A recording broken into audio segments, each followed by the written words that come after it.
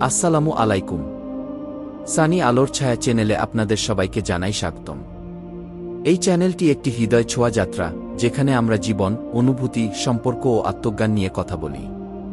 কবিতা, গল্প, আত্ম-উন্নয়নমূলক বক্তব্য এবং মানসিক প্রশান্তির বার্তা নিয়ে আমাদের প্রতিটি ভিডিও তৈরি। আজ আপনাদের একটি গল্প শোনাব, যার মধ্যে রয়েছে শিক্ষামূলক বার্তা ও কল্পনাপ্রসূত রূপকথার ধাঁচ। তো দেরি না করে শুরু করা যাক। গল্পের নাম সোনার পাখি আর দরিদ্র রাখাল। গল্পের সারাংশ। এক দরিদ্র রাখালের জীবনে ঘটে এক অলৌকিক ঘটনা, যখন সে এক সোনার পাখিকে সাহায্য করে। সেখান থেকে শুরু হয় তার জীবনের পরিবর্তন, কিন্তু তা কিভাবে ঘটে সেটা জানতে হলে পুরো গল্প শুনতে হবে।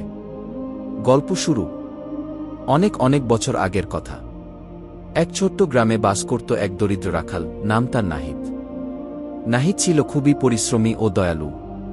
প্রতিদিন সে গ্রামের পাশে ছোট পাহাড়ের ঢালে তার ছাগলগুলো চরাতে যেত। একদিন গাছের ছায়ায় বসে থাকতে থাকতে সে শুনতে পেল এক করুণ শব্দ, যেন কেউ কাঁদছে। শব্দটা অনুসরণ করে সে গিয়ে দেখে এক সোনালী পালকের পাখি কাঁদছে। তার ডানায় রক্ত।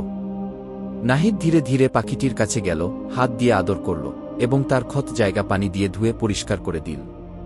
পাখিটি কিছু না বলে তার চোখে চোখ রাখল আর উড়ে চলে গেল।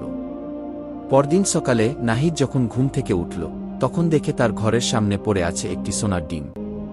প্রথমে সে ভয় পেল, কিন্তু পরে বুঝল এটা নিশ্চয় সেই পাখির উপহার। দিন যেতে লাগল। প্রতিদিন পাখিটি এসে একটি করে সোনার ডিম রেখে যেত। নাহিদ এখন আর দরিদ্র নয়, কিন্তু সে তার জীবনধারা বদলায়নি। সে আগের মতোই সরল ও সৎ ছিল। তবে গ্রামের এক লোভী জমিদার এই ঘটনা জেনে গেল। সে একদিন নাহিদকে ডেকে বলল, ওই পাখিকে আমায় দিয়ে দাও, আমি তোমায় অনেক টাকা দেবগু। নাহিদ বিনয়ের সাথে বলল, না হুজুর, পাখিটি আমার বন্ধু, আমি তাকে বিক্রি করতে পারব না গি। এতে জমিদার রেগে গিয়ে একদিন গোপনে পাখিটিকে ধরে ফেল।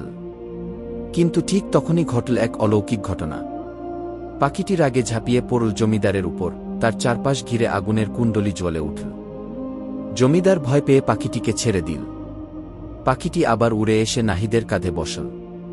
তারপর তার মুখে বলল, তুমি আমার প্রতি সদয় ছিলে, তাই আমি তোমার সাথেই থাকব।